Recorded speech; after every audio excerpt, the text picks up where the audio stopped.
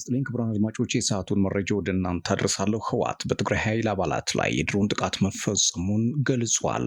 ህወሓት ማምሻውን ባወጣው መግለጫ የትግራይ ክልል ከአፋር ጋር በሚዋሰንበት አካባቢ አርብ ጥቅምት 28 2018 ዓ.ም ስለተፈጸመው የድሮን ጥቃት ዝርዝሩን ባይገልጽም ጉዳት መድረሱን አመልክቷል። ይህ የድሮን ጥቃት በአካባቢው በነበሩ የትግራይ ሰራዊት አባላትና ነዋሪዎች ላይ ጉዳት አድርሷል ነው ያለው መግለጫው። ይህ የድሮን ድብደባ ፕሪቶሪያ ስምምነት ሙሉ በሙሉ የጣሰና የከፋ አደጋ ውስጥ እየከተተ ነው ብሏል። አንድ ስማቸው እንዳይገለጽ የጠየቁ የህወሓት ከፍተኛ ወታደራዊ ባለስልጣን እንደተናገሩት በሰው አልባ አውሮፕላን ጥቃቱ የተፈጸመው ከሌሊቱ 9 ሰዓት አካባቢ ነው። ባለስልጣኑ ጥቃቱ የተፈጸመው በትግራይና አፋር ክልል አዋሳኝ አካባቢ በሚገኝ ሚልካ በሚባል ወታደራዊ ካምፕ ላይ መሆኑን ጨምረው ተናግረዋል። ህወሓት በመግለጫው በኃይሎቹ ላይ ጉዳት መድረሱን ብቻ የጠቀሰ ሲሆን ወታደራዊ ባለስልጣኑ ግን አነስተኛ ያሉት ጉዳት መድረሱን ነው የተናገሩት። ጥቃቱን በተመለከተ ከኢትዮጵያ የመከላከያ ሰራዊትና ከመንግስት ኮሚኒኬሽን እስካሁን ድረስ መግለጫ አልተሰጠም። ህወሓት ባወጣው መግለጫ በትግራይ ህዝብ ሞትና ስቃይ የሚረካው የኢትዮጵያ መንግስት የፕሪቶሪያ ስምምነትን ወደ መጣስ ተሸጋግሯል በማለት ዓለም አቀፉ ማህበረሰብ ተጨማሪ ደም መፋሰስ እንዳይመጣ የበኩሉን ይወጣ ሲል ጠይቋል። ይህ የድሮን ጥቃት በትግራይ ኃይሎች ካምፕ ላይ መድረሱ የተሰማው የአፋር ክልል የትግራይ ክልል ኃይሎች ወደ 15 ኪሎ ሜትር ዘልቀው በመግባት ጥቃት መፈጸማቸውም በመግለጽ ከከሰሰ በኋላ ነው። የትግራይ ክልል ሰላምና ጸጥታ ቢሮ በበኩሉ የከፈትነው ጥቃትም ሆነ የተቆጣጠርነው መሬት የለም ሲል ውንጀላውን አስተባብሏል።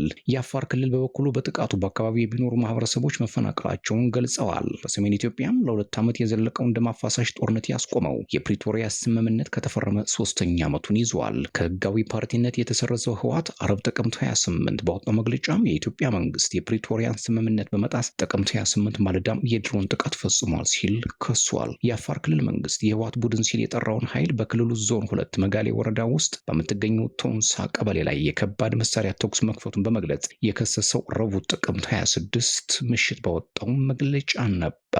የትግራይ ክልል ጊዜያዊ አስተዳደር በበኩሉ ሐሙስ ጥቅምት 27 ባወጣው መግለጫ ላይ የትግራይ ክልል ኃይሎች ወደ አፋር ክልል ዘልቀው ጥቃት ፈጽመዋል መባሉን አስተባብሏል። የአፋር ክልል ይህን በተመለከተ ያወጣው መግለጫ መሰረተ ቢስ ሲል ያጣጣሉ ጊዜያዊ አስተዳደሩ በትግራይ በኩል የሚፈጠር ሁከትም ይሁን አለመረጋጋት እንዲኖር በፍጹም እንደማይፈልግ ጨምሮ ገልጿል። የመጋሌ ወረዳ ዋና አስተዳዳሪ የሆኑት አብዱ ሼክ በራህ ኡስማን እንደተናገሩት የትግራይ ኃይሎች በሞርታርና በዙያ 3 ከባድ መሳሪያዎች ተኩስ መክፈታቸውን ነው። አስተዳዳሪው ከአካባቢው የሸሸው ማህበረሰብ ቁጥር ምን ያህል እንደሆነ ግን እስካሁን አልገለጹም። ከቅርብ ጊዜ ወዲህ ህወሓትና የፌዴራል መንግስት አንዳቸው ሌላኛቸውን የፕሪቶሪያውን ስምምነት በመጣስ ይካሰሳሉ። ሰኞ ጥቅምት 24 2018 ዓ.ም ከ5 ዓመት በፊት በትግራይ ውስጥ በነበረው የአገሪቱ ጦር ሰሜን እዝ ላይ የተፈጸመውን ጥቃት ለመዘከር ለተሰበሰቡ ከፍተኛ ወታደራዊ መኮንኖች የአገሪቱ ሰራዊት ኢታማዦር ሹም ባደረጉት ንግግር ህወሓት የፕሪቶሪያውን ስምምነት የሚጥሱ ተደጋጋሚ ተግባራት ፈጽሟል ሲሉ ከሰውት ነበር። ህወሓት ከፕሪቶሪያው ስምምነት በኋላም የሰራቸው ትንኮሳዎች፣ ስራዎችና ሴራዎች ወደ ጦርነት ለመግባት በቂ ናቸውም ብለዋል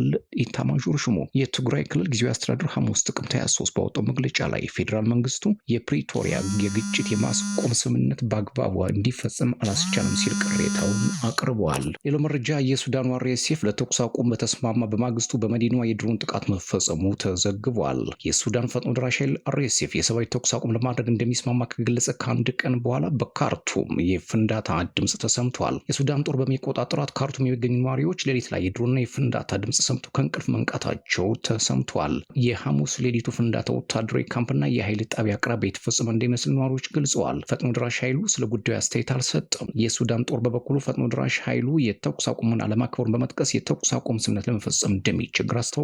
ሁለቱ ኃይሎች ከሚያዝያ 2015 ዓ.ም ጀምሮ እያካሄዱት ባለው ደም አፋሳሽ የእርስ በርስ ጦርነት ምክንያት ቢያንስ 150,000 ሰዎች ተገድለዋል። ከ12 ሚሊዮን በላይ ሰዎች ደግሞ ከመኖሪያቸው ተፈናቅለዋል። በተባበሩት መንግስታት የሚደረግ የረሃብ ክትትል ቡድን በውጊያ ቀጠናዎች ውስጥ ጠኔ እየተንሰራፋ መሆኑንም ገልጿል።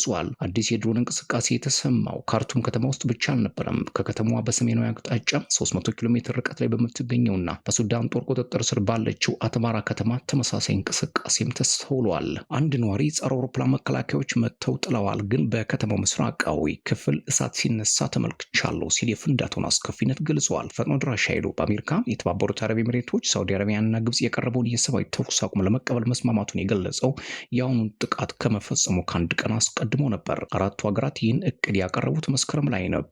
በእቅዱ መሰረት የተኩስ አቁሙ በሂደት ወደ ቋሚ ተኩስ አቁም የሚለወስ ሲሆን ቀጥሎም ወደ ሲቪሊያን አስተዳደር ምስረታ ይሸጋግራል። የሱዳን መንግስት የውጭ ጣልቃ ገብነት እንደሆነ በመግለጽ ይህን እቅድ ውድቅ አድርጎት ነበር። የሀገሪቱን ጦር በውጭ ቅጥረኛ ወታደሮች ላይ ከሚተማመን ዘረኛ ሽብርተኛ ታጣቂ ቡድን እኩል አድርጎ ለማቅረብ የሚደረግ ማንኛውም ሙከራ እንደሚቃወምም ገልጾ ነበር። የሀገሪቱ ጦር ይህን አቋሙን ከገለጸ በኋላ የስምምነት እቅዱ ተቀይሮ እንደሆነ ግልጽ አይደለም። ይሁን እንጂ በደቡብ አፍሪካ የሚገኙት የሱዳን አምባሳደር ሀገራቸው እቅዱን ለመቀበል ጊዜው ገና መሆኑን አርብ ዕለት በተካሄደ ጋዜጣዊ መግለጫ ላይ ተናግረዋል። አምባሳደሩ ኦስማን አቡ ፋቲማ ደም መሐመድ በጦርነቱ መጀመሪያ ላይ ብዙ የተኩስ ማቆም ስምምነቶች ነበሩ፣ ነገር ግን ከልምዳችን እንደምንረዳው ፈጥኖ ደራሽ ኃይሉ ለስምምነቶቹ ተገዥ አይደለም ነው ያሉት። የተኩስ አቁም ስምምነቶችን የሚጠቀሙባቸው ወደ አዲስ ስፍራዎች ለመንቀሳቀስና መንግስት ላይ ለመዝመት ነው ሲሉም ተደምጠዋል። አምባሳደሩ የተባበሩት አረብ ኤሚሬቶች በተኩስ አቁም ንግግሮች ላይ መሳተፏን ተቃውመዋል። ለዚህም በምክንያት የጠቀሱት በሀገሪቱ መንግስት የሚነሳውን የተባበሩት አረብ ኤሚሬቶች ለፈጥኖ ደራሽ ኃይሉ መሳሪያና የውጭ ተዋጊዎችን ታቀርባለች የሚል ክስን በማቅረብ ነው። ክቡራትና ክቡራን ለሰዓቱ የነበረኝ አጭር መረጃ ይህን ይመስል ነበር። ሰብስክራይብ፣